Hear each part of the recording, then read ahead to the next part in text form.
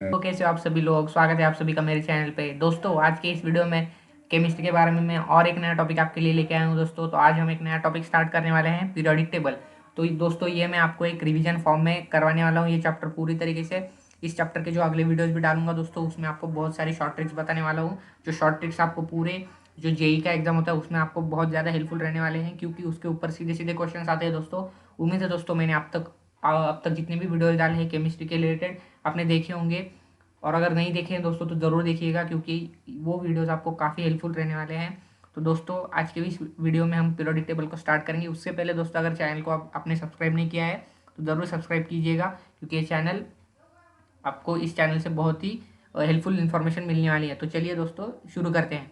तो सबसे पहले दोस्तों देखते हैं व्हाट इज़ पीरियोडिक टेबल। तो दोस्तों पीरियोडिक टेबल किसे कहते हैं। तो देखिए अगर आपके पास एलिमेंट्स है दोस्तों, कुछ एलिमेंट्स है, तो उन्होंने आपने क्या किया, एक टेबल लिया और सीधे सीधे आपने एक टेबुलर फॉर्म में उन एलिमेंट्स को अरेंज कर दिया दोस्तों, तो उसको कह देंगे हम पीरियोडिक टेबल।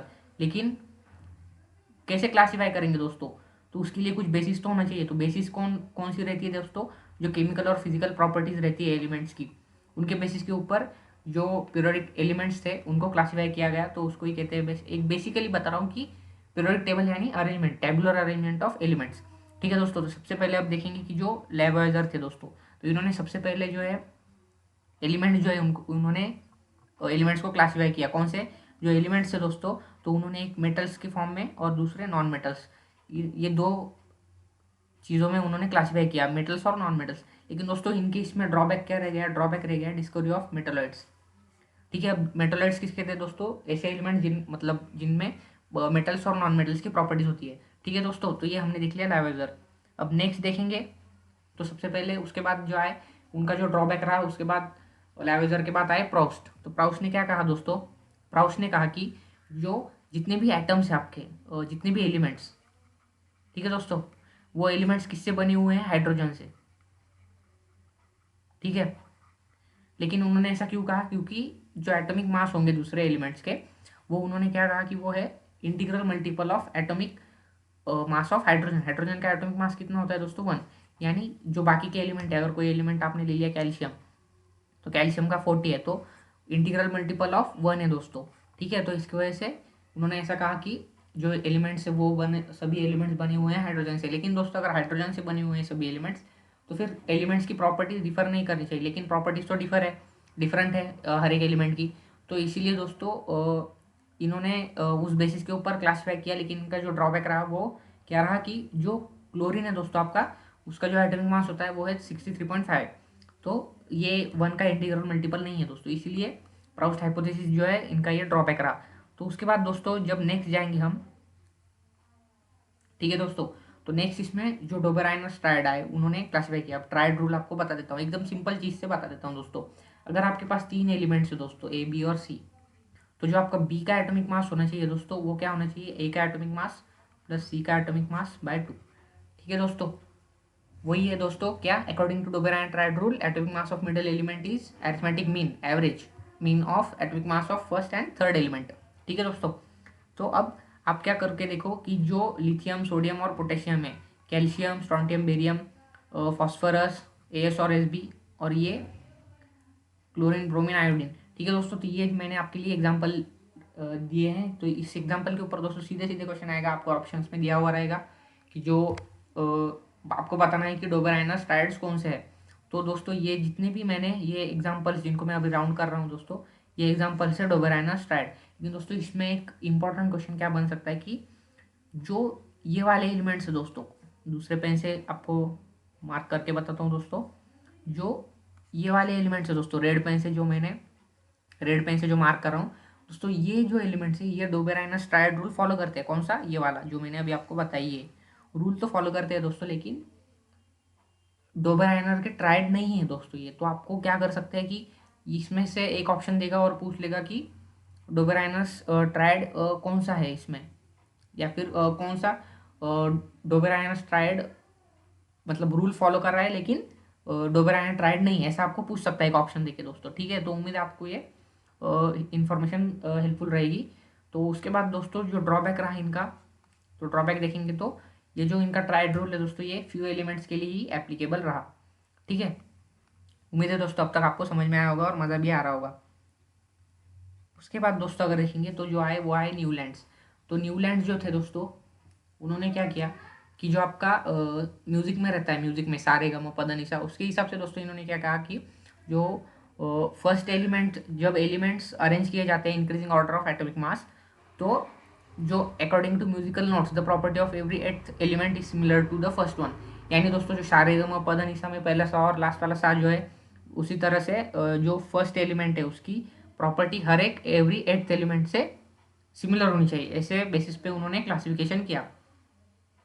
लेकिन दोस्तों ये जो इनका भी क्लासिफिकेशन था, तो ये उन्होंने क्लासिफाई तो कर लिया, लेकिन इनके इसमें भी ड्रॉबैक रहे। क्या ड्रॉबैक रहा दोस्तों कि जो लॉ है ये octave, Newland law of octave, जो मैंने आपको अभी बताया दोस्तों, ये बस एप्लीकेबल रहता है अप टू कैल्शियम। ठीक है, अप टू कैल्शियम बस दोस्तों ये एप्लीकेबल है, और हेवियर एलिमेंट जो है दोस्तों, जिनका एटॉमिक मास ज़्यादा होता है, उनके लिए ये एप्लीकेबल नहीं है। ठीक है दोस्तों, उम्मीद है आपको मज़ा आ रहा होगा। उसके बाद दोस्तों और एक क्या हो गया कि जब अभी नोबल गैस आ गए दोस्तों बाद में, अब नोबल गैस क्या होते हैं, जो आपके हीलियम हो गया, नियॉन हो गया, आर्गन हो गया दोस्तों, जो रिएक्ट नहीं करते, जो एलिमेंट्स होते हैं नोबल गैस दोस्तों, वो रिएक्ट नहीं करते। तो वो नोबल गैस जब डिस्कवर हुए, तो उसके बाद जो property of every ninth element is similar to the first, यानी जो न्यूलैंड लॉ ऑफ ऑक्टेव्स था दोस्तों, ये यहाँ पे काम नहीं कर रहा था, इसलिए इनका जो क्लासिफिकेशन था उसमें भी कुछ डेवलपमेंट बाद में हो गई। तो दोस्तों उसको देखेंगे। तो उसके बाद दोस्तों और आए लूथर मेयर। तो लूथर मेयर ने दोस्तों कर्व ड्रॉ किया किसके किसके बीच में दोस्तों, atomic mass versus atomic density. ठीक है दोस्तों, atomic mass versus atomic density में मैं आपके लिए कर्व यहाँ पे लगाया हुआ हूँ। तो दोस्तों atomic volume versus Y axis पे दोस्तों आपका एटॉमिक वॉल्यूम, और एक्स एक्सिस पे एटॉमिक मास। तो दोस्तों देख रहे हो आप कि जो कर्व है, कुछ मतलब कर्व का जो वेरिएशन दोस्तों, वो आप देख रहे हो कि कैसा कर्व वेरी करता गया। ठीक है, तो दोस्तों इसमें इन्होंने तो क्लासीफाई कर लिया एक कर्व के मतलब कर्व ड्रॉ करके। और एटॉमिक वॉल्यूम क्या होता है दोस्तों, आपका एटॉमिक मास अपॉन डेंसिटी। कैसे, जो आपका सिंपल जो होता है, डेंसिटी क्या होती है दोस्तों, आपकी मास अपॉन वॉल्यूम। तो इससे वॉल्यूम की वैल्यू क्या आ जाएगी, मास अपॉन डेंसिटी। ठीक है दोस्तों, उसके बाद दोस्तों लेकिन इनका जो ग्राफ है, इसके रिलेटेड कुछ इंपॉर्टेंट ऑब्जर्वेशन दोस्तों उनको देखते हैं। ठीक है, तो दोस्तों जो पीक पोजीशंस हैं वो अल्कली मेटल से ऑक्यूपाई की थी। अब पीक पोजीशंस कौन सी है दोस्तों, इसमें आपका सोडियम हो गया, पोटेशियम हो गया, रुबिडियम और सीजियम। ठीक है दोस्तों, और लिथियम। दोस्तों ये है अल्कली मेटल्स। तो इन्होंने पीक पोजीशन यहाँ पे ऑक्यूपाई कर ली इनके ग्राफ में। अब दोस्तों और जो सेकंड ऑब्जर्वेशन है दोस्तों, उसको देखेंगे तो क्या, ascending position of curve near to peak is occupied by halogens. Halogens यानी कौन से दोस्तों, असेंडिंग पोजीशन। तो ये जो फ्लोरीन क्लोरीन है दोस्तों, आपके ब्रोमीन और आयोडीन, इन्हें कहते हैं हेलोजेंस। तो ये देखिए असेंडिंग पोजीशन जो है वो इन हेलोजेंस ने ऑक्यूपाई कर ली, यहाँ पे आयोडीन। ठीक है दोस्तों, तो हमने देख लिया कि सेकंड ऑब्जर्वेशन जो है वो। उसके बाद में देखते हैं दोस्तों थर्ड ऑब्जर्वेशन। तो थर्ड ऑब्जर्वेशन क्या है दोस्तों कि descending position of curve near to peak is occupied by alkaline earth metals. अब अल्कलाइन अर्थ मेटल्स कौन से हैं दोस्तों आपके, उनके बारे में भी जानकारी देख लेते हैं। ठीक है दोस्तों, जो आपका मैग्नीशियम हो गया, उसके बाद दोस्तों आपका कैल्शियम हो गया, स्ट्रोंटियम और बेरियम। ठीक है दोस्तों, तो ये हो गए आपके अल्कलाइन अर्थ मेटल्स, और ये बेरिलियम यहाँ पे। ठीक है दोस्तों, तो ये हो गया थर्ड ऑब्जर्वेशन। उसके बाद देखिए अगला ऑब्जर्वेशन देखेंगे दोस्तों। तो अगला ऑब्जर्वेशन क्या है, heavier elements present at the bottom of the curve. यानी जिन एलिमेंट्स का एटॉमिक मास ज़्यादा है दोस्तों, वो बॉटम पे आ गए कर्व के। ठीक है दोस्तों, ये जो है लूथर मेयर के जो कर्व है, उनके बारे में जो इंपॉर्टेंट ऑब्जर्वेशन है, जिसके ऊपर आपको क्वेश्चन पूछे जा सकते हैं दोस्तों, वो मैंने आपको बता दिया। ठीक है, तो दोस्तों आप एक स्क्रीनशॉट भी ले सकते हैं दोस्तों इस वीडियो को पॉज करके, क्योंकि ये कर्व आपको काफ़ी हेल्पफुल रहेगा। ठीक है दोस्तों, उसके बाद अब देखते हैं दोस्तों, अब आए बाद में मेंडेलियस पीरियोडिक लॉ। तो मेंडेलियस जो थे दोस्तों, इन्होंने क्या कैसे क्लासीफाई किया, उन्होंने कहा कि जो केमिकल और फिजिकल प्रॉपर्टीज है दोस्तों, तो वो है periodic function of atomic mass. Periodic function यानी क्या दोस्तों, कि एक टाइम के बाद, एक पीरियड के बाद जो प्रॉपर्टीज वो फिर से आएंगी, इसीलिए कहते हैं दोस्तों मेंडेलियस पीरियोडिक लॉ। पीरियोडिक यानी एक सर्टन पीरियड के बाद वो प्रॉपर्टीज फिर से आएंगी। तो physical and chemical properties of elements are periodic function of their atomic mass. ठीक है दोस्तों, तो इन्होंने अब यहाँ पे आपको ये देखना है कि हाँ इन्होंने क्या बोला था दोस्तों, एटॉमिक मास। यहाँ पे जो मास वर्ड है ना दोस्तों, ये बहुत ही इंपॉर्टेंट है, ठीक है, क्योंकि जब आप मॉडर्न पीरियोडिक लॉ देखेंगे दोस्तों तब आपको पता चलेगा, ठीक है। तो कैरेक्टरिस्टिक इनके पीरियोडिक टेबल की क्या थी दोस्तों, इन्होंने जो क्लासीफाई किया, तो दोस्तों इन्होंने जो एलिमेंट्स है उनको सबसे पहले इन्होंने ग्रुप्स और पीरियड्स जो होते हैं दोस्तों उनको इंट्रोड्यूस किया। अब ग्रुप्स और पीरियड्स क्या है उसको भी देख लेते हैं। तो जो हॉरिजॉन्टल रोज होती है दोस्तों, हॉरिजॉन्टल रोज, उनको इन्होंने बोल दिया पीरियड्स, ठीक है दोस्तों। और जो वर्टिकल कॉलम्स होते हैं, वर्टिकल कॉलम्स को इन्होंने बोल दिया दोस्तों ग्रुप्स, ठीक है दोस्तों। और इन्होंने कितने एलिमेंट्स क्लासीफाई किए दोस्तों, इनके टाइम पे 63 एलिमेंट्स थे, तो 63 एलिमेंट्स इन्होंने इनके टेबल में क्लासीफाई करके बताए थे, अरेंज करके बताए थे, ठीक है दोस्तों। उसके बाद दोस्तों अब इनके इसमें कुछ नोट्स है, वो नोट्स भी आपको काफ़ी हेल्पफुल रहेंगी, क्योंकि इसके ऊपर भी आपको क्वेश्चन मिलेंगे दोस्तों। मैं जितनी भी चीज़ें आपको बता रहा हूँ बहुत ही हेल्पफुल रहने वाली है, क्योंकि यानी पूरी रिवीजन टाइप में आपको करवा रहा हूँ दोस्तों।